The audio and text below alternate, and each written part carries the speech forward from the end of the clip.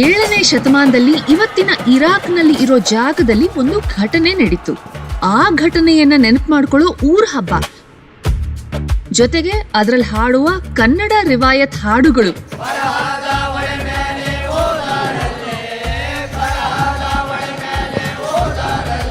ಸುಮಾರು 500 ವರ್ಷಗಳಿಂದ ಉತ್ತರ ಕರ್ನಾಟಕದ ಬೇರೆ ಬೇರೆ ಪ್ರಾಂತ್ಯಗಳಲ್ಲಿ, ಅದರಲ್ಲೂ ಈ ಊರಲ್ಲಿ ನಡ್ಕೊಂಡು ಬರ್ತಿರುವ ಮೊಹರಂ ಆಚರಣೆ ವಿಶೇಷತೆ, ಈ ರಿವಾಯತ್ ಹಾಡುಗಳು, ಊರಿಗೂರೇ ಒಟ್ಟಾಗೋ ರೀತಿ.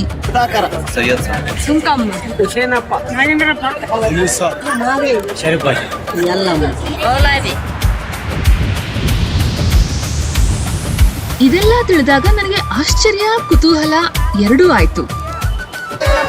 ಹಾಗಾಗಿ ನಾನು ಬಂದೇ ಬಿಟ್ಟೆ ಬಳ್ಳಾರಿ ಜಿಲ್ಲೆಯ ಸಿರುಗುಪ್ಪದ ಹತ್ರ ಇರುವಂತಹ ಅಗಸನೂರು ಗ್ರಾಮಕ್ಕೆ, ಇಲ್ಲಿಯ ಮೊಹರಂ ನೋಡೋದಕ್ಕೆ, ಕೇಳೋದಕ್ಕೆ, ಅನುಭವಿಸೋದಕ್ಕೆ.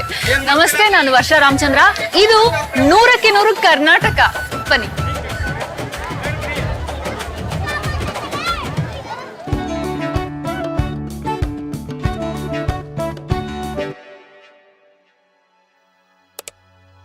ಇಲ್ಲಿ ಗಾಳಿ ಗಂಧ ಜೋಡಿಯಾಗಿ, ಕಲ್ಲು ಮುಳ್ಳು ಕವಿತೆಯಾಗಿ ಹೊರಟಿದೆ ಹೆಜ್ಜೆ ಊರ ದಾರಿಗೆ, ಆಕಾಶದಗಲ ಅಗಸನೂರಿಗೆ. ಹಣತೆಯಂತಹ ಊರಿನಲ್ಲಿ ಬೆಳಕು ಬಂತೋ ಬಾಗಿಲಿಗೆ, ಮನೆಗಳೆಲ್ಲ ರಂಗೇರಿಸಿ ಕಳೆ ಬಂದಿತೋ ಮೊಹರಂಗೆ. ಸಾಮಾನ್ಯವಾಗಿ ಉತ್ತರ ಕರ್ನಾಟಕದ ಹಳ್ಳಿಗಳಲ್ಲಿ ಮತ್ತೆ ಸೆಮಿ ಅರ್ಬನ್ ಪ್ಲೇಸ್ಗಳಲ್ಲಿ ಇದು ಮೊಹರಂ ಒಂದು ಊರ ಹಬ್ಬವಾಗಿನೇ ಆಚರಿಸಲ್ಪಡುತ್ತೆ. ಮತ್ತೆ ಬಹಳಷ್ಟು ಹಳ್ಳಿಗಳಲ್ಲಿ ಏನು ಜನರು across the cultures, costs and religion, okay, ಎಲ್ಲಾ ಜಾತಿಯ ಜನರು ಕೂಡ ಭಾಗವಹಿಸೋದು ಬಹಳ ವಿಶೇಷವಾದಂಥದ್ದು. ಮೊಹರಂ ಶುರುವಾದಾಗಿಂದ ಕೊನೆಯವರೆಗೆ 10-15 ದಿನದವರೆಗೆ ಅವರೆಲ್ಲ ಕುಟುಂಬಸ್ಥರನ್ನೆಲ್ಲ ಕರೆಸಿ ಇದನ್ನ ತುಂಬಾ ವಿಜೃಂಭಣೆಯಿಂದ ಆಚರಿಸ್ತಾರೆ. ಇದು ದುಃಖದ ಹಿನ್ನೆಲೆ ಇದ್ರೂ ಕೂಡ ಇದೊಂದು ಏನೋ ಉರುಸು ತರ ಒಂದು ಜಾತ್ರೆಯ ಸ್ವರೂಪವನ್ನು ಪಡೆದುಕೊಂಡಿದೆ. ಮತ್ತೆ ನಾನು ಹೇಳ್ದಂಗೆ ಊರ ಹಬ್ಬ ಆಗುತ್ತೆ, ಇದು ಊರ ಹಬ್ಬದ ತರ ಆಗುತ್ತೆ.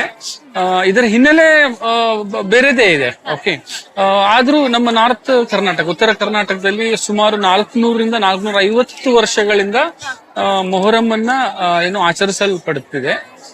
ಹಾಗೆ ಇದು ಯಾಕೆ ಬಹಳ ವಿಶೇಷ ಅಂತ ಅಂದ್ರೆ, ಪ್ರೊಫೆಸರ್ ರಹಮತ್ ತರೀಕೆರೆ ಅವರು ತಮ್ಮ ಪುಸ್ತಕದಲ್ಲಿ ಕರ್ನಾಟಕದ ಮೊಹರಂ ಅಲ್ಲಿ ಹೇಳೋ ಹಾಗೆ ಸುಮಾರು 5,000 ಜನ ರಿವಾಯತ್ತು ಹಾಡುಗಾರರು ಕರ್ನಾಟಕದಲ್ಲಿ, ಅದು ಉತ್ತರ ಕರ್ನಾಟಕದಲ್ಲಿದ್ದಾರೆ ಅನ್ನುವಂಥದ್ದು. ಜೊತೆಗೆ ಏನು ಇದಕ್ಕೊಂದು ಇತಿಹಾಸದ ಹಿನ್ನೆಲೆ ಇರೋದು, ಮತ್ತೆ ಸ್ಥಳೀಕರಣಗೊಂಡಿರೋದು. ಅಂದ್ರೆ ಇಲ್ಲಿ ನೋಡಿ, ಈ ಕರ್ಬಲಾ ಹುತಾತ್ಮರು ಏನಿದ್ದಾರೆ ಅವ್ರನ್ನೆಲ್ಲ ಊರಲ್ಲಿರುವಂತಹ ದೇವಿಗಳು, ದೇವರುಗಳಿಗೆ ಒಂದು ಬಾಂಧವ್ಯವನ್ನು ಬೆಸೆಯೋದ್ ಮೂಲಕ ಅಣ್ಣ ತಮ್ಮರ ತರ, ಓಕೆ, ಅದು ಆಧ್ಯಾತ್ಮ ಲೋಕದಲ್ಲಿ ಎಲ್ಲ ಎಲ್ಲೆಗಳನ್ನ ಮೀರುವಂತದ್ದು. ಸೊ ಈ ತರದ ಸ್ಥಳೀಕರಣಗೊಳಿಸೋದೇನಿದೆಯಲ್ಲ, ಡೊಮೆಸ್ಟಿಕೇಶನ್, ಈ ತರ ಮಾಡೋದ್ರ ಮೂಲಕ ಜನರು, ಈ ಆಲಂಗಳು, ಪೀರ್ಗಳು, ಅವರು 680ರಲ್ಲಿ ಹುತಾತ್ಮರಾದ್ರು ಕೂಡ ಇಲ್ಲಿ ಪ್ರತಿ ವರ್ಷನೂ ತಮ್ಮ ಊರಲ್ಲಿ ಜೀವಂತವಾಗಿ ಇರುವಂತವ್ರು, ಮತ್ತೆ ಇಲ್ಲಿ ಆಶೀರ್ವಾದ ಕೊಡುವಂತ ದೇವರುಗಳು ಅಂತ ಹೇಳಿ ಜನರು ಬಹಳ ಪ್ರೀತಿಯಿಂದ ಈ ಆಚರಣೆಯನ್ನ ಅಬ್ಸರ್ವ್ ಮಾಡುತ್ತಾರೆ. ಹೌದು. ಸೊ ಬಹುಶಃ ಹಾಗಾಗಿ ಮೊಹರಂ ಅಲ್ಲಿ ನೋಡಿ, ಕೇವಲ ಧಾರ್ಮಿಕ ಆಚರಣೆ ಒಂದೇ ಅಲ್ಲ, ಹಾಡುಗಾರಿಕೆ ಇದೆ, ಊಟ ಪದ್ಧತಿ ಇದೆ, ಒಂದು ರೀತಿ ವಿಶೇಷ ಊಟ ಪದ್ಧತಿಗಳು ಸಿಗುತ್ತೆ.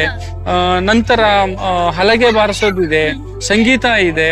ಸೊ ಈ ರೀತಿ ಹಲವಾರು ಕಲಾತ್ಮಕ, ಸಾಂಸ್ಕೃತಿಕ, ಮತ್ತೆ ನಮ್ಮ ಜೀವನಕ್ಕೆ ಬಹಳ ಅವಶ್ಯಕವಾದಂತಹ ಬಾಂಧವ್ಯ ಬೆಸುವಂತಹ ಒಂದು ಶಕ್ತಿ ಇದೆ ಈ ಒಂದು ಈ ಸಾಂಸ್ಕೃತಿಕ ವೇದಿಕೆಗೆ. ಸೊ ಹಾಗಾಗಿ ಮೊಹರಂ ಅನ್ನ ಉತ್ತರ ಕರ್ನಾಟಕದಲ್ಲಿ ಬಹಳ ವಿಜೃಂಭಣೆಯಿಂದ ಆಚರಿಸ್ತಾರೆ. ಹಬ್ಬವೆಂದರೆ ಊರ ಒಟ್ಟು ಮಾಡುವುದು, ಯಾರನ್ನೂ ಬಿಟ್ಟುಕೊಡದೆ ಒಟ್ಟಿಗೆ ನಡೆಯುವುದು.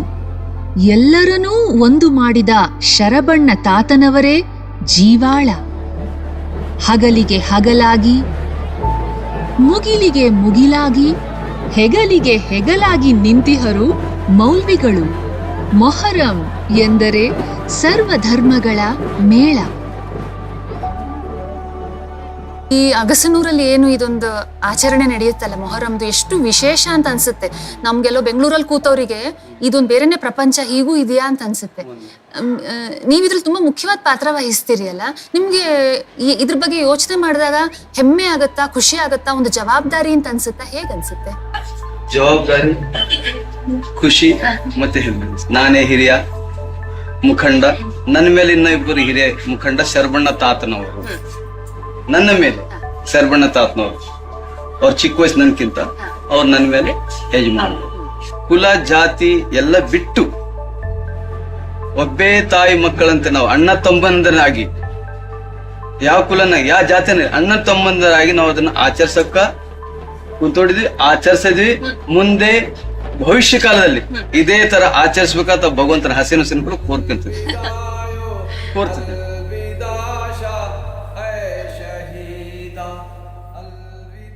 ಹಸನ್ ಅವರು ಏನು ಪೈಗಂಬರ ದೊಡ್ಡ ಮೊಮ್ಮಗ, ಮೊಹಮ್ಮದ್ ಪೈಗಂಬರ ದೊಡ್ಡ ಮೊಮ್ಮಗ ಹಸನ್. ಹಸೇನ್ ದೊಡ್ಡ ಮೊಮ್ಮಗ, ಹುಸೇನ್ ಚಿಕ್ಕ ಮೊಮ್ಮಗ. ಅಂದ್ರೆ ಬಿಬಿ ಫಾತಿಮಾ ಅವರ ಮಕ್ಕಳು ಇವರೆಲ್ಲ.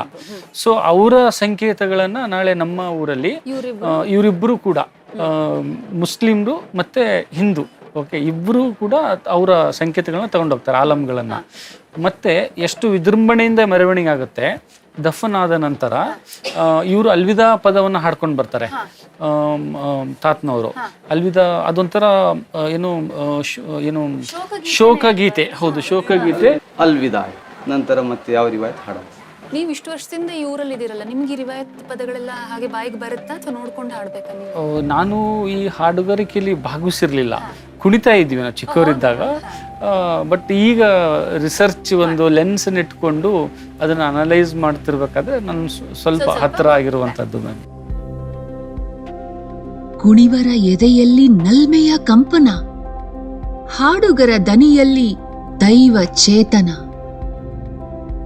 ಹೊರಟಿತು ಹಾಡು ಹಬ್ಬದ ಸಂಕಲನ, ಹಾಡು ಕುಣಿತದ ಸಂಚಲನ.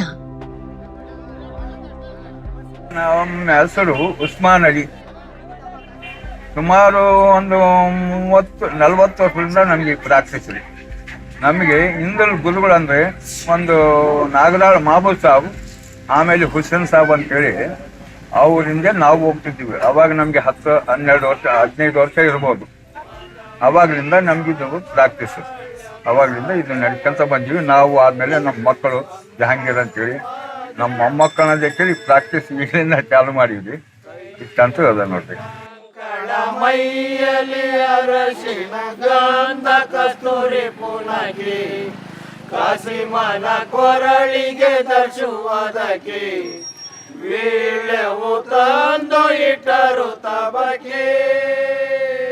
ನಮ್ಮ ಮೊದಲಾಗ ರಾಘು ರೆಡ್ಡಿ, ಆಮೇಲೆ ಹೆಸರೇನಪ್ಪ ನಿಂದು ಚನ್ನಬಸವ, ಆಮೇಲೆ ಶರೀಫ್ ಸಾಬು, ಆಮೇಲೆ ಜಹಾಂಗೀರು, ಆಮೇಲೆ ಸಿದ್ದರಾಮ, ಸಾದಾ ಖಾಲಿ, ಸುಮಾರು ಒಂದು 8-10 ಮಂದಿ ಅದೀವಿ ನಾವು.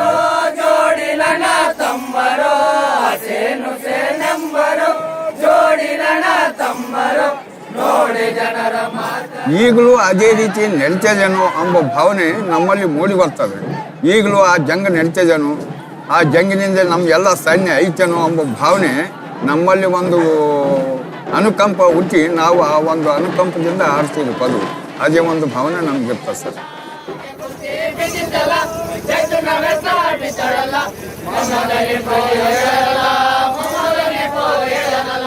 ವಂಶ ಪಾರಂಪರ್ಯ ಅದು.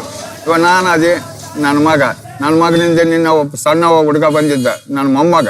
ಇದ್ರಂತೆ ಒಂದು ಪ್ರಾಕ್ಟೀಸ್ ನಾವು ಹೇಳೋದು ಬೇಕಾಗಿಲ್ಲ, ಅವರೇ ಖುದ್ದಾಗಿ ಬರ್ತಾರೆ. ಅದು ಯಾಕಂದ್ರೆ ಆ ಶಿವನ ಅನುಗ್ರಹ, ಆ ದೇವ್ರ ದಯ. ಆ ರೀತಿ ಅವ್ರ ಮನುಷ್ಯನಾಗ ಹೋಗ್ತಾರೆ. ನಾವು ನಮ್ಮ ತಾತನರಿಂದ ಹೋಗ್ಬೇಕು, ನಮ್ಮಪ್ಪನಿಂದ ನಾವು ಹೋಗ್ಬೇಕು. ಈ ಶರಣರ ಪದಗಳು ನಾವು ಕೂಡ ಆಡ್ಬೇಕಂಬ ಹುಮ್ಮಸ್ದಿಂದ ಹುಡುಗರು ಬರ್ತಾರೆ ಸರ್.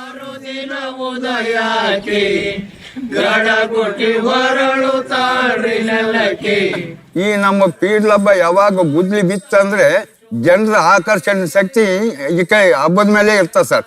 ಎಷ್ಟೋ ಸಾಲುಗಟ್ಟಿ ಜನ ರಾತ್ರಿ 10 ಆಗೋವರೆಗೆ ಎದ್ದಳದಲ್ಲ ಅಲ್ಲಿ. ಅಷ್ಟು ಒಂದು ನಿಗಾ ಇಟ್ಟು, ಅಷ್ಟು ಒಂದು ಖುಷಿಲಿಂದ, ಅಷ್ಟು ಒಂದು ಇದರಿಂದ ಈ ಪದಗಳು ಕೇಳಿ ಯಾವಾಗ ಮುಕ್ತಾಯ ಪದ ನಾವು ಆಡ್ತೋ ಇಡೀ ಜನ ಎದ್ದು ನಿಂತ್ಕೊಂಡ್ಬಿಡ್ತಾರೆ. ಅವ್ರಿಗೆ ಗೌರವ, ಶರಣರಿಗೆ ಗೌರವ ಕೊಡೋದಕ್ಕಾಗಿ ಆ ಒಂದು ಭಕ್ತಿ ಭಾವನೆಯಿಂದ ಹೆಣ್ಣು ಗಂಡು ಸಾವಿರಾರು ಜನ ಕಲ್ತಿರ್ತಾರೆ ಸರ್. ಅಷ್ಟು ಒಂದು ಭಯ ಭಕ್ತಿ ನಮ್ಮೂರಾಗ ಎಲ್ಲ ಜನಕ್ಕೆ. ಸಂದೇಶ ಅಂಬೋದೇನದ್ರಿ ಒಳ್ಳೆ ನಡೆ ನುಡಿ, ಆಮೇಲೆ ಭೇದ ಭಿನ್ನ ಇಲ್ದಂಗೆ, ಕುಲದ ತಾರತಮ್ಯ ಇಲ್ದಂಗೆ ನಡ್ಕೊಂಡು ಹೋಗ್ಬೇಕೆಂಬ ಸಂದೇಶ ನಮ್ಮೆಲ್ಲ ಜನಾಂಗಕ್ಕೆ ಇದೆ. ಹೂ ಮುಡಿಯದ ಊರಲ್ಲಿ ಬೆಳಕು ಮುಡಿದ ಮುಗಿಲು, ಬರಿಗಾಲ ಬರವಣಿಗೆ, ಊರ ತುಂಬ ಮೆರವಣಿಗೆ, ಬಿಸಿಲು ಕೂಡ ಬೆಳದಿಂಗಳೇ ಈ ಹಗಲು. ಅಲಾಯಿ ಕುಣಿ ಅಂತಂದರೆ ಇದೊಂದು ಬಹಳ ಮುಖ್ಯವಾದಂತಹ ಸಂಕೇತ. ಇದು ಮೊಹರಂ ಹಬ್ಬದಲ್ಲಿ ನಮ್ಮ ಭಾಗದಲ್ಲಿ, ಉತ್ತರ ಕರ್ನಾಟಕ ಭಾಗದಲ್ಲಿ ಇರುವಂಥ ಬಹಳ ಮುಖ್ಯವಾದ ಲ್ಯಾಂಡ್ ಮಾರ್ಕ್ ಅಂತ ಹೇಳ್ಬೋದು ಅಲಾಯಿ ಕುಣಿ. ಇದನ್ನು ಏನು ಮೊಹರಂ ಮೊದಲ ದಿನ ಏನು ತೋಡ್ತಾರೆ, ಅದನ್ನೆಲ್ಲ ಒಂದು ಕುಣಿ ಮಾಡಿ ನಂತರ 7ನೇ ದಿನ, 8 ದಿನ ಮತ್ತು 9ನೇ ದಿನ ಸ್ವಲ್ಪ ಗಿಡ ಮರಗಳನ್ನ ಹಾಕಿ ಸುಡ್ತಾರೆ, ಬೂದಿ ಆಗುತ್ತೆ. ಸೊ ಏನಾಗುತ್ತೆ, ಇದು ಒಂದು ಪವಿತ್ರ ಬೂದಿ ಅನ್ನುವಂಥದ್ದು ಇಲ್ಲಿ ಹಳ್ಳಿಗರ ಒಂದು ಭಾವನೆ. ಅದು ಮನೆಯಲ್ಲಿ ಏನೇ ಕಾರ್ಯಗಳಾದರೂ ಕೂಡ ಅದು ಬೂದಿಯನ್ನು ತಗೊಂಡೋಗಿ ಮನೆಯಲ್ಲಿ ಇಡೋದು, ಮತ್ತು ಅದನ್ನು ಏನು ಹಣೆ ಮೇಲೆ ಧರಿಸೋದು, ಅದೆಲ್ಲ ಮಾಡ್ತಾರೆ. So it is one of the important symbols ಅಂಥೇಳಿ. ಮತ್ತು ಇದಕ್ಕೆ ಬೇರೆ ಬೇರೆ ಏನು ಸಂಕೇತಗಳಿದ್ದಾವೆ, ಬಟ್ ಇದು ನಮ್ಮ ಹಳ್ಳಿ ಜನರಲ್ಲಿರುವಂಥ ಒಂದು ಭಾವನೆ ಇದು. ನಂತರ ಅಲಂ ಅಂತಂದರೆ ಹುತಾತ್ಮರಾದವರ ಒಂದು ಹಸ್ತಗಳು ಅಂತ ಅರ್ಥ, ಚಿಹ್ನೆಗಳು. ಹೌದು, 680ರಲ್ಲಿ ಏನು ಕರ್ಬಲಾ ಯುದ್ಧದಲ್ಲಿ ಯಾರು ತೀರೋಗಿದ್ರು, ಪೈಗಂಬರ್ ಅವರ ಮೊಮ್ಮಕ್ಕಳು ಮತ್ತು ಇವರು ಹುಸೇನು ಅವರ ಸಂಗಡಿಗರು, ಅವರ ಚಿಹ್ನೆಗಳು, ಸಂಕೇತಗಳು ಅನ್ನುವಂಥದ್ದು ಅಲ್ಲಂ ಅಂದರೆ. ಅದನ್ನು ಇಲ್ಲಿ ಪೀರ್ಲ ದೇವರು ಅಂತ ಕರೀತಾರೆ, ಪೀರ್ರು ಅಂತಲೂ ಕರೀತಾರೆ. ಸೊ ಅಲ್ಲಂ ಅನ್ನೋದು ಈ ಒಂದು ಅರ್ಥವನ್ನು ಕೊಡುತ್ತೆ. ಮತ್ತು ಹಲಗೆ ಹೊಡೆಯೋದು ಅಂತಂದರೆ ಅದು ಒಂದು ನಿರ್ದಿಷ್ಟ ಸಮುದಾಯ ಏನೋ ಇದನ್ನು ಏನೋ ಒಂದು ತಲೆಮಾರುಗಳಿಂದ ಏನು ಮೊಹರಂ ಶುರುವಾದಾಗಿಂದ ಕೊನೆಯವರೆಗೆ ಏನು ಹಲಗೆಯನ್ನ ಒಂದು ನಿರ್ದಿಷ್ಟ ಒಂದು ರಾಗದಿಂದ, ತಾಳದಿಂದ. ಹಲಗೆ ಅಂತಂದ್ರೆ ತಮಟೆ ಅಂತ ನಾವು ತಮಟೆ ಅಂತ ಏನ್ ಕರಿತೀವಿ, ದೊಡ್ಡ ಚರ್ಮದ ವಾದ್ಯ ಅಲ್ವಾ? ಯಾಕೆಂದ್ರೆ ಹಲಗೆ ಅಂತಂದ್ರೆ ಬೇರೆ ಕಡೆ ಎಲ್ಲ ಹಲಗೆ ಮರದ ಹಲಗೆ ಅಂತ. ಹೌದು, ಹಲಗೆ ಅಂದ್ರೆ ಬೇರೆ ಅಂತಾರೆ. ಈ ಕಡೆ ಹಲಗೆ ಅಂತಂದ್ರೆ ತಮಟೆ, ತಪ್ಪಡಿ ಅಂತಾನು ಕರೀತಾರೆ. ನಮ್ಮ ಸ್ಥಳೀಯ ಭಾಷೆಯಲ್ಲಿ ತಪ್ಪಡಿ ಹೊಡೆಯೋದು ಅಂತ ಹೇಳಿ. ಅಗಸ್ನೂರು ಕ್ರಮದಲ್ಲಿ ಮಾಡುವಂತಹ ಹಲಗೆಗಳೇನಿದಾವೆ, ತಪ್ಪಡಿಗಳೇನಿದಾವೆ, ಅವು ನೈಸರ್ಗಿಕವಾದಂಥದ್ದು. ಅಂದ್ರೆ ಪ್ರಾಣಿಯ ಚರ್ಮದಿಂದನೇ ತಯಾರಿಸಿದಂಥ ತಪ್ಪಡಿಗಳು. ಕಾರಣ ಏನಂತಂದ್ರೆ ಅದಕ್ಕೆ ಒಂದು ನಿರ್ದಿಷ್ಟವಾದ ಸಾಂಪ್ರದಾಯಿಕವಾದಂತಹ ಶಬ್ದ ಬರಲಿ ಅನ್ನುವಂಥದ್ದು. ಸೊ ಅದು ತುಂಬ ಇಂಪಾಗಿ ಕೇಳಿಸುತ್ತೆ. ಮತ್ತು ದೇವರು ಮತ್ತು ಅಲ್ಲಿ ಜನರೇನಿರ್ತಾರೆ ಅವರನ್ನು ಹುರಿದುಂಬಿಸೋಕ್ಕೋಸ್ಕರ ಈ ತಪ್ಪಡಿಯ ಶಬ್ದ ಬಹಳ ಏನು ಮುಖ್ಯವಾದಂಥದ್ದು. ತಮಟೆ ಸದ್ದು ಮುಗಿಲ ಮುಟ್ಟಿ, ಕುಣಿವರ ಕಾಲು ಗಟ್ಟಿ ಮುಟ್ಟಿ, ಎಷ್ಟು ಕುಣಿದರೂ ದಣಿವು ಆಗಲಾರದು, ಬಿಸಿಲ ಬೆವರು ಕೂಡ ನೋಯಿಸಲಾರದು. ಹಂಗ ನಾವು ಬಡದ್ರ ದೇವ್ರು ಕುಣಿತಾನ, ನಾವು ದೇವ್ರ ಮಂದಿದ್ರೆ ಲೆಕ್ಕ. ಭಕ್ತಿಲಿಂದ ಏನು ನಾವು ಮಾಡ್ತೀವಿ ಆ ಪರಮಾತ್ಮ ಕೊಟ್ಟೆ ಕೊಡ್ತಾನ. 12 ದಿವಸ ದುಡಿದೀವಿ, 12 ತಿಂಗಳು ಹೋತಾನಲ್ಲ ಇವರು. ದಿವಸ ತಿಂಗಳಿಗೆ ಒಂದು ಹೋದಂಗೆ ಆಯ್ತಲ್ಲ ನಮಗಂತೆ ಒಂದು ಅನ್ಸರ್. ಅದು ಮತ್ತೆ ಖುಷಿ ಸರ್. ಊರೆಲ್ಲ ಕಾಯಿ ತಗೊಂತಾ ಇದೀವಿ, ಊರಾಗೆಲ್ಲ ತಿರುಗಾಡ್ತಾ ಇದೀವಿ, ನಮಗೂ ಪ್ರೇಮೇ. ಮೊಹರಂ ಪ್ರಾರಂಭ ಆಗೋದ್ರಿಂದ ಕೊನೆಯ ದಿನದವರೆಗೆ ನೋಡಿದ್ರೆ ಬೇರೆ ಬೇರೆ ಸಮುದಾಯಗಳು ಬೇರೆ ಬೇರೆ ಕಾರ್ಯಗಳಲ್ಲಿ ತೊಡಗಿಸ್ಕೊಂಡಿದ್ದನ್ನು ನೋಡ್ತೇವೆ. ಉದಾಹರಣೆಗೆ ದೇವರನ್ನ ಹಿಡಿಯೋರು ಬಣಜಿಗ ಸಮುದಾಯದ ಶರಬಣ್ಣ ತಾತ ಅವರಿದ್ದಾರೆ. ಮತ್ತು ಮುಸ್ಲಿಂ ಸಮುದಾಯದ ಹಾಶ್ಮಿ ಮೌಲ್ವಿಗಳಿದ್ದಾರೆ. ನಂತರ ವಿಶ್ವಕರ್ಮ ಸಮುದಾಯದವರು, ಅವರು ದೇವ್ರನ್ನ ತಯಾರು ಮಾಡುವಂಥ ಕೆಲಸದಲ್ಲಿ ತೊಡಗಿಸ್ಕೊಂಡಿರ್ತಾರೆ, ಆಲಂಗಳನ್ನು ತಯಾರಿಸ್ತಾರೆ ಅವರು. ನಾವು ನೋಡ್ರಿ ನಮ್ಮ ವಯಸ್ಸಿನಾಗದ 21 ವರ್ಷದ ನಾವು ಮಾಡ್ತಾ ಇದ್ದೀವಿ. ನಮ್ಮ ಹೆಸರು ಬಸವರಾಜರು. ಆಮೇಲೆ ನಮ್ಮ ತಂದೆಯವರು ಮಾಡಿದ್ರು, ನಮ್ಮ ತಾತವ್ರು ಮಾಡಿದ್ರು, ಇನ್ನ ತಾತ ಜೇಜಿ ತಾತೆಯವರು ಮಾಡಿದ್ರು. ಇವಾಗ ನಮಗೂ 5 ತಲೆ ಇಲ್ಲಿಗೆ, ಅವರಿಗೂ ನಮಗೂ. ದೇವ್ರು ಸ್ವಚ್ಛತವಾಗಿ ದೇವ್ರು ಕುಂದ್ರಿಸ್ಕೊಂಬೋದು, ಬಟ್ಟೆ ತೊಡಿಸೋದು, ಹೂವು ತೊಡಿಸೋದು, ಅಲಂಕಾರ ಮಾಡಿಕೊಂಬೋದು. ಆಮೇಲೆ ಸವಾರಿ ಬಂದರೆ ದೇವ್ರು ಕೊಡೋದು, ತಗೊಳ್ಳೋದು. ಮತ್ತೆ ರೆಡ್ಡಿ ಸಮುದಾಯದವರು ಕೂಡ ಏನು ಇನ್ವಾಲ್ವ್ ಆಗ್ತಾರೆ ಇದರಲ್ಲಿ. ಭಕ್ತಿಲಿಂದ ಸೇವೆ ಮಾಡ್ಕೊಂತ ಅವಾಗ ಇವಾಗ ಏನು ನಾವು ಮಾಡ್ಕೊಂತ ಹೊಂತೀವೋ ನಮ್ಮ ಮಕ್ಕಳಾದ್ರೂ ಕೂಡ ಇದೇ ಥರದಿಂದ ಮಾಡ್ಕೊಂತ ಹೋಗಲ್ಲ ಅಂತ ನಾವು ಹೇಳ್ತಾ ಇದ್ದೀವಿ. ಮಾದಿಗ ಸಮುದಾಯದವರು ಏನು ಬಹಳ ಇಂಪಾರ್ಟೆಂಟ್, ತುಂಬಾ ಪ್ರಮುಖ ಸ್ಥಾನ ಮೇಡಮ್ ಅದು. ಅವರು ಮಾಡುವಂತ ಕಾರ್ಯ ಅದು ಹಲಗೆ ಬಾರಿಸೋದು. ನಮ್ಮ ಹೆಸರು ಮಾರ್ಯಪ್ಪ. ನಾವಿವಾಗ 50 ವರ್ಷ ನಾವು ಇದನ್ನು ನೋಡೋಕೆ ಹಬ್ಬ 405ರಿಂದ ಇದು ಹಬ್ಬ ನಡಿತೈತಿ. 600 ವರ್ಷದಿಂದ ನಡಿತೈತಿ ಅಂತ ಜೋಶದಿಂದ ಉಲ್ಲಾಸ ಇರ್ತದೆ ಅಲ್ಲಿ. ಆ ದೇವ್ರದ ಉಲ್ಲಾಸ. ನೀನು ಕಾಲು ಬ್ಯಾನ್ ಆಗಿರ್ಲಿ ಆಗಿರ್ತದೆ. ನೀನು ನಿಂದ್ರೋದು ಸಾಧ್ಯನಲ್ಲ, ಅಲ್ಲಿ ಸಾಧ್ಯ ಕಾರಣಲ್ಲ. ಎಂತ ಬಗ್ಗೆ ಬಡಿಯುವಾಗ ನಮಗೆ ಅವನ್ನ ಆತ ಕಾಣಿಸ್ತಿರ್ತಾನೆ. ನಾವು ಸೇವಕ 4 ಮಂದಿ ಇದ್ರೆ ದೇವ್ರು ಕುಣಿತಾನ. ಹಂಗೆ ನಾವು ಬಡಿದ್ರೆ ದೇವ್ರು ಕುಣಿತಾನೆ. ನಾವು ದೇವ್ರ ಮಂದಿ ಇದ್ರೆ ಲೆಕ್ಕ ದೇವ್ರ ಆಶನೆ ಜಾತಿ. ಮೊಹರಂ ಪ್ರಾರಂಭ ಆಗೋದೇ ಹಲಿಗೆಯ ಮೂಲಕ. ಹಲಿಗೆ ಹೊಡೆತದ ಮೂಲಕನೇ ಪ್ರಾರಂಭ ಆಗುತ್ತದೆ, ಮತ್ತೆ ಕೊನೆ ಆಗೋದು ಕೂಡ ಹಲಿಗೆ ಹೊಡೆತದ ಮೂಲಕವೇ. ಇದು ನಿಶಾನೆ ಹಿಡಿಯೋರು ಅಂತ ಹೇಳ್ತಾರೆ. ಅವರು ಭೋವಿ ಸಮುದಾಯದವರು. 12 ದಿವಸ ದುಡಿದೀವಿ, 12 ತಿಂಗಳು ಹೋದನಲ್ಲ ಇವರು. ದಿವಸ ತಿಂಗಳಿಗೆ 1 ಹೋದಂಗೆ ಆಯ್ತಲ್ಲ ನಮಗಂತೆ ಒಂದು ಅನ್ಸರ್ತಾರೆ. ವಾಲ್ಮೀಕಿ ಸಮುದಾಯದವರು, ಕುರುಬ ಸಮುದಾಯದವರು, ಹೀಗೆ ತಳವಾರ ಸಮುದಾಯದವರು, ಬೇರೆ ಬೇರೆ ಸಮುದಾಯದವರು ಕೂಡ ನಿಶಾನೆ ಹಿಡಿತಾರೆ. ಬಾರಿಕರು ಅಂತ ಇದ್ದಾರೆ, ದೇವರ ಹಿಂದೆ ಆ ಹಗ್ಗಗಳನ್ನು ಹಿಡಿಯೋದು. ಮತ್ತೆ ಇಲಾನ್ ಅಂತ ಇದೆ, ಏನು ಇಲ್ಲಿ ಮೆರವಣಿಗೆಯಲ್ಲಿ ಹೋಗುವಂತಹ ಜನರಿಗೆ ಬೆಳಕು ಬರಲಿ ಅಂತ ಹೇಳಿ ದೊಡ್ಡದಾದಂತಹ ಪಂಜುಗಳ ತರನೇ ಮತ್ತು ಕಬ್ಬಿಣದಿಂದ ಮಾಡಿರ್ತಾರೆ. ಅದು 3 ಹೀಗೆ 3 ತ್ರಿಶೂಲದ ರೂಪದಲ್ಲಿರುವಂತದ್ದು ಇಲಾನ್ ಅಂತ ಹೇಳ್ತಾರೆ. ಅದನ್ನ ಹಿಡಿಯುವಂತ ಇನ್ನೊಂದು ಸಮುದಾಯ ಇದೆ. ಮತ್ತೆ ಪಂಜು ಹಿಡಿಯೋಕೆ ದೇವರು ಸವಾರಿ ಹೋಗ್ಬೇಕಾದ್ರೆ ಮತ್ತೆ ಆಲಂಗಳು ಊರಲ್ಲಿ ಹೋಗ್ಬೇಕಾದ್ರೆ ದಾರಿ ಕಾಣ್ಲಿ ಅಂತ ಹೇಳಿ ಏನೋ ಬಟ್ಟೆಯಿಂದ ಮಾಡಿದಂತ ಪಂಜು ಇರುತ್ತೆ. ಅದನ್ನ ಹಿಡಿಯೋಕೆ ಅಗಸ ಸಮುದಾಯ, ಮಡಿವಾಳ ಸಮುದಾಯದವರು ಇರ್ತಾರೆ. ಸೊ ಹೀಗೆ ಬೇರೆ ಬೇರೆ ಸಮುದಾಯಗಳು ಏನು ಇದರಲ್ಲಿ ಭಾಗವಹಿಸೋದಿದೆಯಲ್ಲ. ಈ ಸಮುದಾಯಗಳು ಶ್ರಮಿಕ ವರ್ಗಗಳು ಮತ್ತೆ ಕೃಷಿ ಆಧಾರಿತ ಸಮುದಾಯಗಳು ಅಂತ ಹೇಳ್ಬೋದು. ಎಲ್ರಿಗೂ ಕೂಡ ಒಂದು ಬಾಂಡಿಂಗ್ ಇರುತ್ತೆ. ಏನೋ ನಾವು ನಮ್ಮೂರು, ನಮ್ಮ ಸಂಸ್ಕೃತಿ, ನಮ್ಮೂರ ಹಬ್ಬ ಅನ್ನುವಂಥದ್ದು. ಯಾಕೆಂದ್ರೆ ಎಲ್ಲರೂ ಕೂಡ ಶ್ರಮ ವಹಿಸಿ ಕೆಲಸ ಮಾಡೋದ್ರಿಂದ ಒಂದು ಏನೋ ಒಂದು ಸೆಂಟಿಮೆಂಟ್ ಬೆಳ್ಕೊಂಡಿರುತ್ತೆ. ಅದನ್ನ ಡಿಸ್ಕ್ರೈಬ್ ಮಾಡಕ್ ಆಗದೆ ಇರ್ಬೋದು, ಬಟ್ ಎಲ್ಲರೂ ಸ್ವಲ್ಪ ಅನುಭವಿಸಕ್ಕಂತೂ ಆಗತ್ತೆ. ಈಗ ನನಗೆ ಅದರ ಅನುಭವಕ್ಕೆ ಬರ್ತಾ ಇದೆ ಒಂದು ಚೂರು ಆ ಒಂದು ಸೆಂಟಿಮೆಂಟ್ ನೀವೇನ್ ಹೇಳಿದ್ರಿ. ಖಂಡಿತ ಒಂದು ತಮ್ಮದೇ ಆದಂತ ಒಂದು ಬಾಂಧವ್ಯ ಇರುತ್ತೆ. ಮತ್ತೆ ಮೊಹರಂ ಸಮುದಾಯಗಳ ಒಗ್ಗೂಡಿಕೆ ಜೊತೆಗೆ ಒಂದು ಬಾಂಧವ್ಯ ಕೂಡ ಬೆಳೆಸುತ್ತೆ. ಇದೊಂದು ವೇದಿಕೆಯಾಗಿ ಏನು ಸಮುದಾಯಗಳ ನಡುವೆ ಒಂದು ಒಳ್ಳೆ ಸಂಬಂಧ ಬೆಳೆಯೋಕೆ ಒಂದು ವೇದಿಕೆ ಕೂಡ ಆಗುತ್ತೆ ಅನ್ನುವಂಥದ್ದು. ಫಕೀರನ ಜೋಳಿಗೆಯಲ್ಲಿ ಪರಮಾನ್ನವಿಲ್ಲ, ಭಿಕ್ಷಾನ್ನವಿದೆ ಕರುಣೆ ತುಂಬಿದ ಬೊಗಸೆಯಲ್ಲಿ. ಜಾತಿ ಧರ್ಮಗಳು ಗಂಧ ಗಾಳಿಯಂತೆ ಊರ ಒಡಲಿಗೆ ಸುರಿದಿವೆ ಪರಿಮಳ. ತಾರತಮ್ಯದ ತವರಲ್ಲ, ಹರಿವ ನದಿಯಂತೆ, ಜೀವ ಜಾತ್ರೆಯಂತೆ ಭೂಗೋಳ.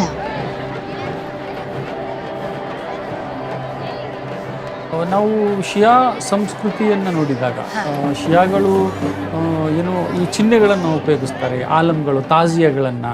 ಅದೇ ರೀತಿ ನಮ್ಮ ಹಿಂದೂ ಸಂಪ್ರದಾಯಗಳಲ್ಲಿ ಕೂಡ ನಾವು ದೀಡ್ ನಮಸ್ಕಾರ ಅಂತಂದ್ರೆ ಅದು ಮೊಹರಂ ಜೊತೆ ಏನು ಇಂಟಿಗ್ರೇಟ್ ಆಗಿ ಹೋಗಿದೆ.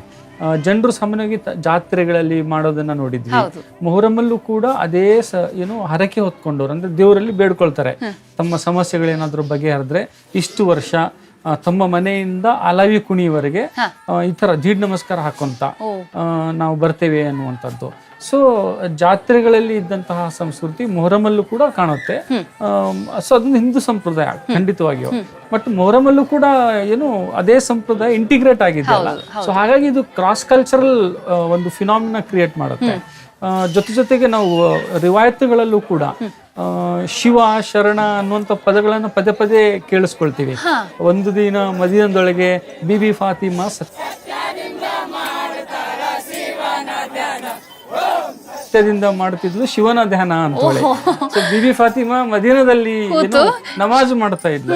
ಬಟ್ ಅದನ್ನ ನಮ್ಮ ಏನು ಜನಸಾಮಾನ್ಯರು ಶಿವ ಅಂದ್ರೆ ಅಲ್ಲ, ಅವರು ಏನು ಈ ಎಲ್ಲೆಗಳನ್ನ ಮೀರಿ ಒಂದು ಏನು ಭಾವನಾತ್ಮಕ ಸಂಬಂಧವನ್ನ ಬೆಳೆಸುವಂತಹ ಪ್ರಯತ್ನ ಮಾಡ್ತಾರೆ. ಇಲ್ಲಿ ಶಿವ ಅಂದ್ರೆ ನಾವು ಏನೋ ಬೌಂಡ್ರಿ ಹಾಕೊಂಡು ಇದೇ ರೂಪ ಅಂತ ಏನಿಲ್ಲ, ಭಾವನಾತ್ಮಕವಾಗಿ ಎಲ್ಲರೂ ಒಂದೇ ಅನ್ನುವಂಥದ್ದು.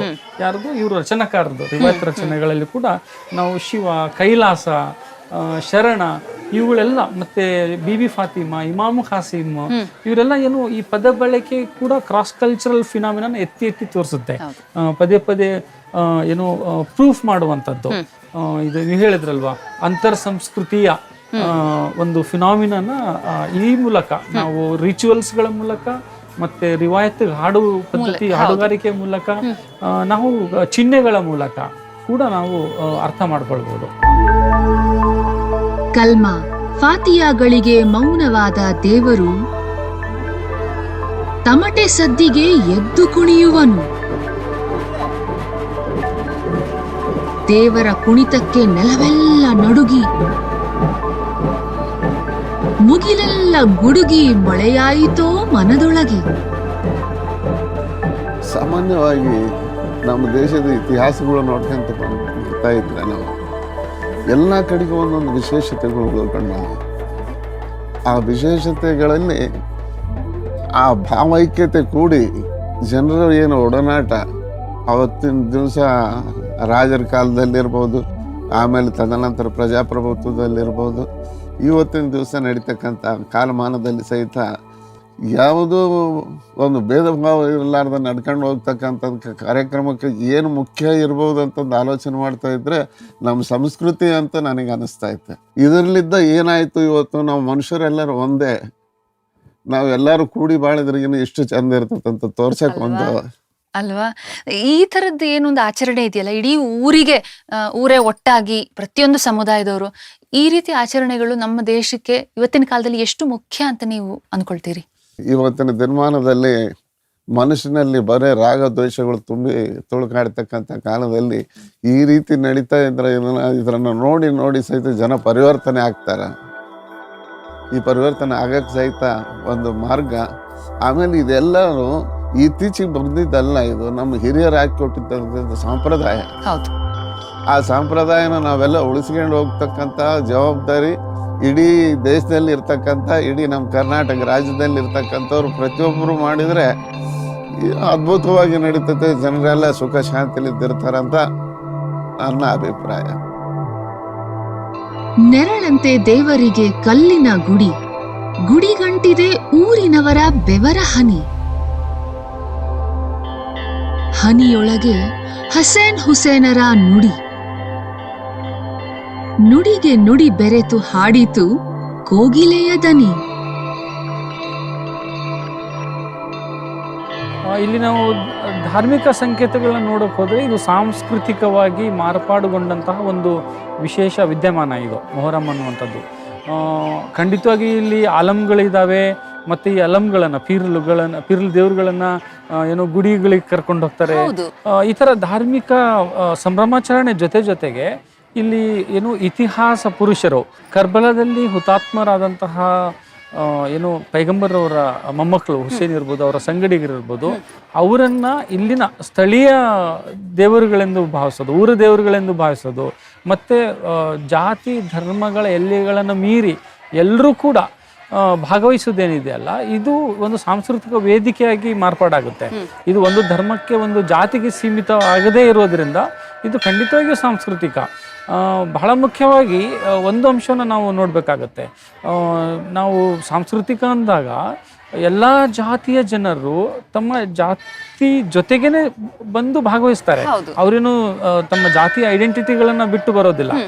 ಬಟ್ ಎಲ್ಲರೂ ಕೂಡಿ ಮಾಡುವಂತ ಒಂದು ಪ್ರವೃತ್ತಿ ಇದೆಯಲ್ಲ, ಅದು ಏನನ್ನ ಎತ್ತಿ ತೋರಿಸುತ್ತೆ ಅಂದ್ರೆ ಮೊಹರಂ ಮೂಲಕ ನಾವೆಲ್ಲರೂ ಕೂಡ ಜೊತೆಗೆ ಬದುಕಬಹುದು, ಸೌಹಾರ್ದತೆಯಿಂದ ಬದುಕ್ತೇವೆ ಅನ್ನುವಂಥ ಒಂದು ಇಚ್ಛಾಶಕ್ತಿ ಇದೆ ಅನ್ನೋದನ್ನ ಒಂದು ಪ್ರೂಫ್ ಇದ್ದಂಗೆ ಮೊಹರಂ ಅನ್ನುವಂಥದ್ದು. ಎಲ್ಲೋ ಒಂದ್ ಕಡೆ ಇದು ಕರ್ನಾಟಕದ ಒಂದು ಬಹುತ್ವ ಇದೆಯಲ್ಲ, ಪ್ಲೂರಲಿಸ್ಟಿಕ್ ಒಂದು ಹಿಸ್ಟ್ರಿ ಆಗ್ಬೋದು, ನಮ್ಮ ಒಂದು ಕಲ್ಚರೇ ಆಗ್ಬೋದು, ಅದರ ಒಂದು ಒಳ್ಳೆ ಉದಾಹರಣೆ ಅಂತ ನನಗೆ ಕಂಡು ಬರ್ತಿದೆ. ನೀವು ಅದನ್ನ ಹಾಗೆ ನೋಡ್ತೀರಾ? ಖಂಡಿತವಾಗಿಯೂ ನಮ್ಮ ಕರ್ನಾಟಕದ ಬಹುತ್ವ ಸಂಸ್ಕೃತಿ ಒಂದು ಗುಣ ಏನಿದೆ, ವಿದ್ಯಮಾನ ಏನಿದೆ, ಮೊಹರಂ ಕೂಡ ಅದಕ್ಕೆ ಏನು ಒಂದು ಸಪೋರ್ಟ್ ಆಗಿ ನಿಲ್ಲುವಂಥದ್ದು. ಬಟ್ ಇಲ್ಲಿ ಮೊಹರಂ ಆಲಂಗಳು ಸೆಂಟರ್ ಆಫ್ ಮೆಮೊರೈಸೇಷನ್. ಓಕೆ, ಜೊತೆಗೆ ಎಲ್ಲಾ ಸಮುದಾಯಗಳು ಬರುವುದೇನಿದೆಯಲ್ಲ, ಎಲ್ಲ ಸಮುದಾಯಗಳು ಒಂದು ದೇವರನ್ನ ಏನು ಆಚರಿಸೋದೇನಿದೆಯಲ್ಲ, ಓಕೆ, ಆ ಸಮುದಾಯಗಳ ಐಡೆಂಟಿಟಿ ಜೊತೆಗೆ ಬಂದು ಆಚರಿಸೋದು. ಹೌದು. ಮತ್ತೆ ಈ ದೇವರುಗಳನ್ನ, ಇದು ಮುಸ್ಲಿಂ ದೇವರು ಅಂತ ಹೇಳ್ಬೋದು, ಏನೇ ಇರ್ಬೋದು, ಆ ಭೇದ ಭಾವ ಇಲ್ದೇನೆ ಇವೆಲ್ಲ ಊರ ದೇವರುಗಳು, ಇವು ಎಲ್ಲ ಊರ ದೇವರುಗಳೆಂದು ಏನೋ ನೋಡುವಂಥದ್ದೇನಿದೆ. ಹಾಗಾಗಿ ಇದು ಬಹುತ್ವದಲ್ಲಿ ಬಹುತ್ವ ಅಂತ ಹೇಳ್ಬೋದು. ಅದಕ್ಕೆ ನೋಡಿ, ಪ್ರತಿಯೊಂದು ನೀವು ಫಂಕ್ಷನಲ್ ಸ್ಟ್ರಕ್ಚರ್ ಆಫ್ ಮೊಹರಂ ನೋಡಿ, ಇಲ್ಲಿ ಬೇರೆ ಬೇರೆ ಸಮುದಾಯಗಳು ಹಲವಾರು ಕಾರ್ಯಗಳಲ್ಲಿ ತೊಡಗಿಸ್ಕೊಂಡಿರುವಂಥದ್ದು. ಹಲಿಗೆ ಹೊಡೆಯೋದು, ನಿಶಾನೆ ಏನು ತಗೊಂಡೋಗೋದು, ದೇವರುಗಳನ್ನ ಹಿಡಿಯೋದು, ಮತ್ತು ಬೇರೆ ಬೇರೆ ಈವನ್ ಈ ರಸ್ತೆಗಳನ್ನು ಕ್ಲೀನ್ ಮಾಡೋದಿರ್ಬೋದು, ಅಲಾಯಿ ತೋಡೋದಿರ್ಬೋದು, ಈ ಬೇರೆ ಹಲವಾರು ಸಮುದಾಯಗಳು, ಹಳ್ಳಿಯ ಹಲವಾರು ಸಮುದಾಯಗಳು ಈ ಕಾರ್ಯಗಳಲ್ಲಿ ತೊಡಗಿಸ್ಕೊಳ್ತವೆ. ಮತ್ತು ಆ ಮಸೀದಿಯ ಕಟ್ಟೆ ಇದೆ ಅಲ್ವಾ, ಸವಾರಿಯ ನಂತರ ಎಲ್ಲರೂ ಕೂತಿರ್ತಾರೆ ಅಲ್ಲಿ, ಎಲ್ಲ ಸಮುದಾಯದ ಪ್ರತಿನಿಧಿಗಳು ಆ ಕಟ್ಟೆ ಮೇಲೆ ಇರ್ತಾರೆ. ಹಾಗಾಗಿ ಏನು ಹಳ್ಳಿಯ ಒಂದು ತುಣುಕು ಆ ಕಟ್ಟೆ ಆಗಿರುತ್ತೆ. ಆ ಕಟ್ಟೆ ಒಂದು ರೆಪ್ರೆಸೆಂಟೇಷನ್. ಅದು ಮೊಹರಂ ಸಮಯದಲ್ಲಿ ಮಾತ್ರ ಇಂಥ ವಿದ್ಯಮಾನ ನೋಡೋಕ್ಕೆ ಸಾಧ್ಯ ನಮಗೆ. ಸೊ ಹಾಗಾಗಿ ಮೊಹರಂ ಸಂಸ್ಕೃತಿ ಏನಿದೆ ಇದು it's pluralism in the pluralistic world ಅಂತ ಹೇಳಿ. ಕಾರುಣ್ಯ ತುಂಬಿದ ದೇವರು, ಭಕ್ತಿ ತುಂಬಿದ ಉಸಿರು, ನೆಲವೆಲ್ಲ ಬರಿಗಾಲಿನ ರಂಗೋಲಿ, ನೆರಳಿಗೆ ನೆರಳು ತಾಕಿ, ಮನಸ್ಸಿಗೆ ಮನಸ್ಸು ತಾಕಿ, ಆನಂದದ ಕಡಲು, ಮೈ ತುಂಬಿದ ಒಡಲು, ತಮಟೆಯ ಸದ್ದು, ರಿವಾಯತ್ತಿನ ಗತ್ತಿನ ಗಮಕ, ಅದೆಷ್ಟು ತುಂಬಲಿ ಬೊಗಸೆಯಲಿ ಕಡಲನು, ತೇಲಿಬಿಟ್ಟೆ ಅಗಸನೂರಿನ ಹಡಗನು, ಈ ನೆನಪಿನ ಕಡಲಲಿ ತೇಲಿ ಬಿಟ್ಟೆ ಅಗಸನೂರಿನ ಹಡಗನು.